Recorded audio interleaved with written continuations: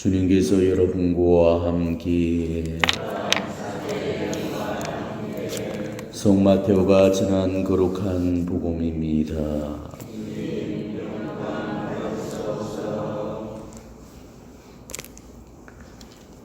예수님께서 성전에 가서 가르치고 계실 때 수석 사제들과 백성의 원로들이 예수님께 다가와 말하였다. 당신은 무슨 고난으로 이런 일을 하는 것이요? 그리고 누가 당신에게 이런 고난을 주었소? 그러자 예수님께서 말씀하셨다. 나도 너에게 한 가지 묻겠다. 너희가 나에게 대답하면 나도 무슨 고난으로 이런 일을 하는지를 너희에게 말해주겠다.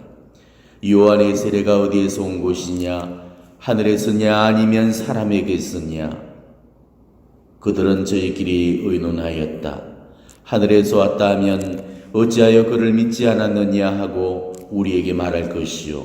그렇다고 사람에게서 왔다 하자니 군중이 두렵소.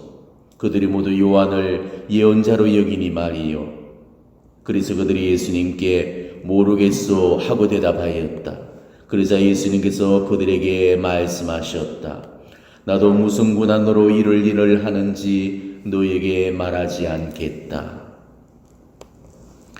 주님의 말씀입니다.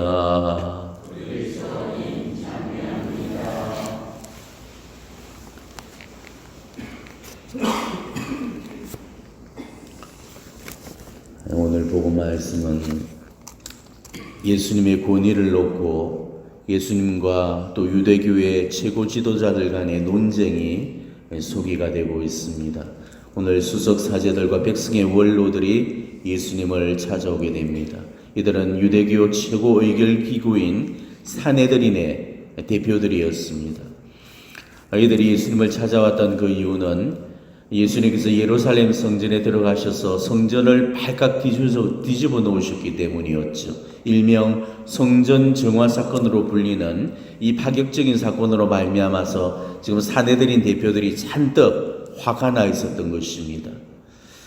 유대교 당국에서는 유대인들이 성전에서 제물을 드리는 데 있어서 편의를 제공해 주기 위해서 양이라든지 비둘기 같은 그런 제물들을 성전 구 내에서 판매할 수 있도록 허용을 해줬습니다. 그걸 안 해주게 되면은 멀리 지방에 있는 그런 사람들이 예루살렘 성전까지 올라와서 제물을 바치려고 하면은 소라든지 양이라든지 이런 비둘기 같은 그런 짐승덕을 직접 이끌고 몇 날에서 심지어는 몇 달씩 여행을 해서 와야 되는데 그게 결국 쉬운 일이 아니죠. 짐보따리를 주렁주렁 이고지고 안고 들고 거기다가 짐승까지 끌고 와야 되기 때문에 여간 고단한 일이 아닐 수가 없었던 것입니다. 그래서 당국에서는 편의를 봐주기 위해서 바로 예루살렘 성전구 내에서 제물로 쓰여질 그 짐승을 그 사람들이 직접 살 수 있도록 판매대를 마련해 놓았던 것입니다. 하지만 처음에 이렇게 좋은 의도에서 시작된 일에 우리 인간의 욕심이 깃들어가면서 결국 그런 순수한 의도가 훼손이 되고 말았던 거죠. 야훼께 바칠 그 짐승은 흠과 결이 있어서는 안 되기 때문에 성전 구역 내에서 파는 그 짐승들은 금시관들에 의해서 흠결이 없다고 판정받는 검증된 짐승만을 팔도록 그렇게 허용되었습니다. 일종의 케이스 마크라든지 안전검자가 지킨 유다 당국이 보장해주는 그런 제물이었던 것이죠. 하지만은 그 가격이 보통 시중가의 10배 이상이나 높았다고 그럽니다. 그런데 제물에 쓸 그 짐승을 파는 거는 수석 사제들이 전매꾼을 쥐고 있었기 때문에 이 수석 사제들은 바로 이 전매꾼을 악용해서 자기 친척들이나 지인들에게 매대를 내주고 서로 공생을 하면서 그 속에서 엄청난 그 부당한 이익과 폭리를 취하게 되었던 거죠. 또 거기다가 성전구 내에서 파는 그 검증된 짐승들이 오히려 상처가 있고 흠결이 있는 경우들이 허다히 많았습니다. 오히려 직접 이끌고 온 짐승들이 제물로서 더 적잡했지만은 이 수석사제들은 성전구 내에서 파는 그 짐승을 산 경우는 제물로 바칠 수 있다는 합격 판정을 내려줬고, 직접 이끌고 온 그런 짐승들은 불합격을 내려서 성전구 내에서 짐승을 다시금 사도록 유도를 시켰던 거죠. 사람들은 울며 겨자먹기 식으로 당국의 폭리 앞에 저항 한번 하지를 못하고 당할 수밖에 없었던 그런 입장이었습니다. 바로 예수님께서 판을 둘러 엎으시면서 의노를 드러내신 것도 이렇게 기득권을 잘못 행사하고 있던 이들 권력자들의 형포에 도전장을 던졌던 것이죠. 수석사제들과 원로들은 성전 군회를 뒤엎은 그런 예수님의 무례한 행동에서 예수님이 자기네 권위를 무시했다면서 붕괴를 했고, 그런 예수님께 올가미를 씌울 작정으로 그렇게 찾아왔던 것입니다. 성전 정화 사건은 자기네 권위에 치명타를 입힌 그야말로 도발적인 행위가 아닐 수 없었습니다.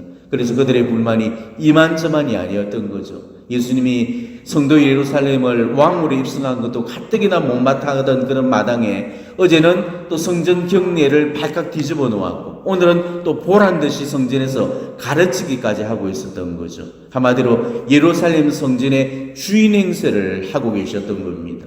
바로 이런 모습에 심사가 뒤틀렸던 그 대제사장과 백성의 원로들이 예수님께 노골적으로 신원을 증명해 보이라고 요구를 해왔던 거죠.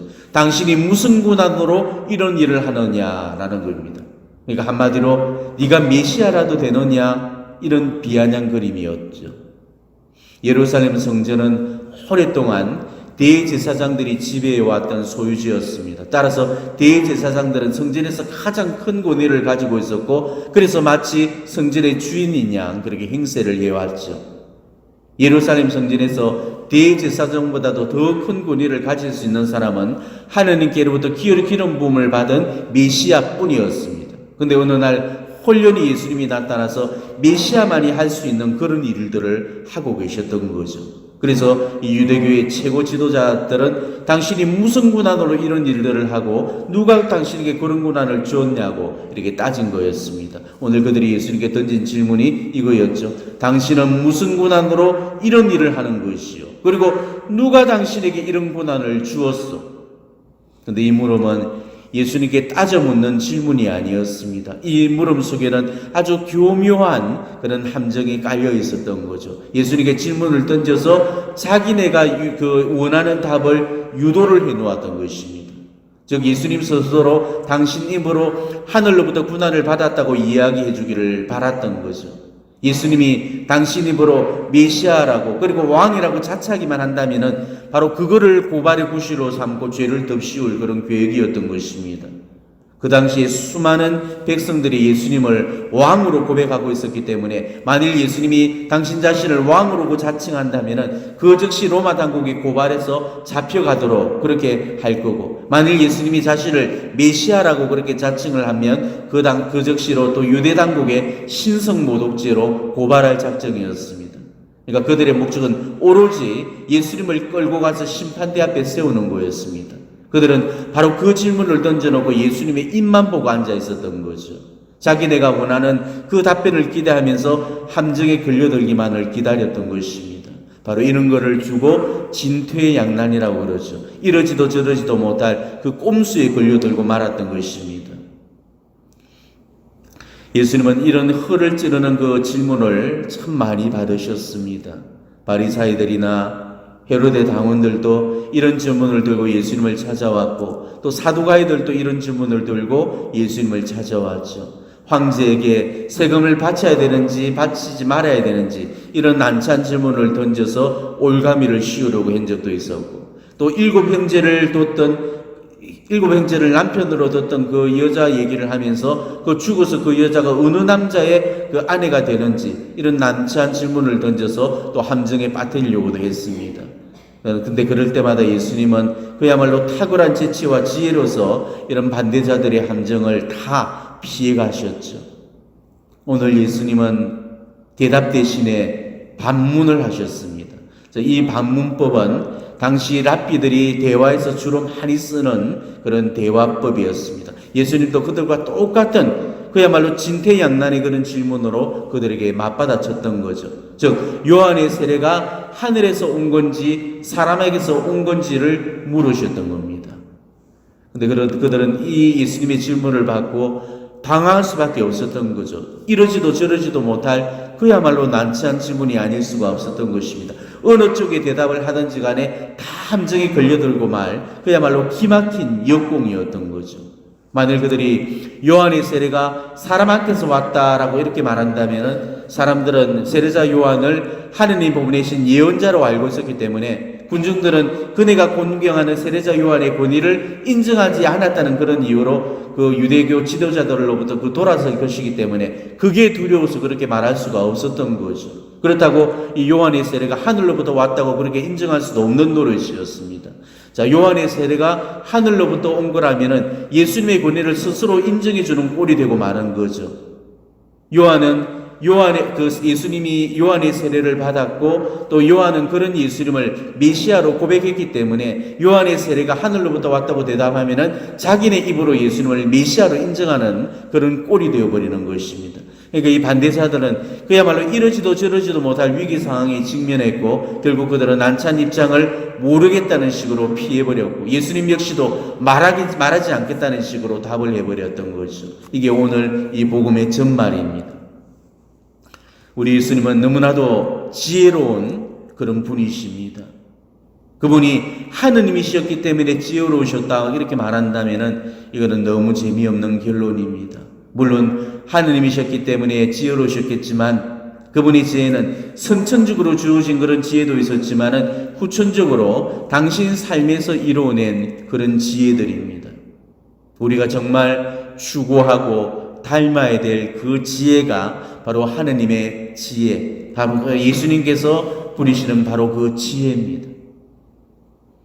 저는 요즘 기도하는 그 지향과 기도의 제목이 있습니다. 지혜를 주십사는 그 청원입니다.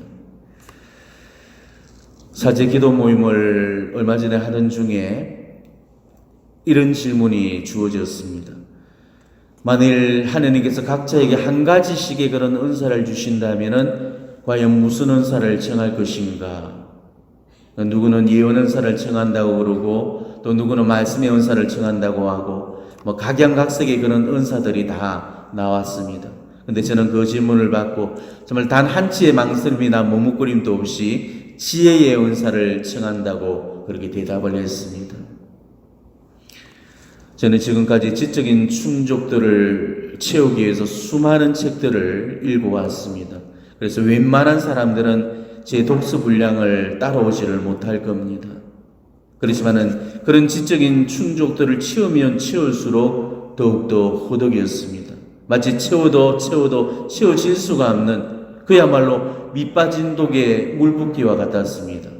그러면 그럴수록 더욱더 지적인 허덕임 속에서 그 허기를 느껴야만 했죠.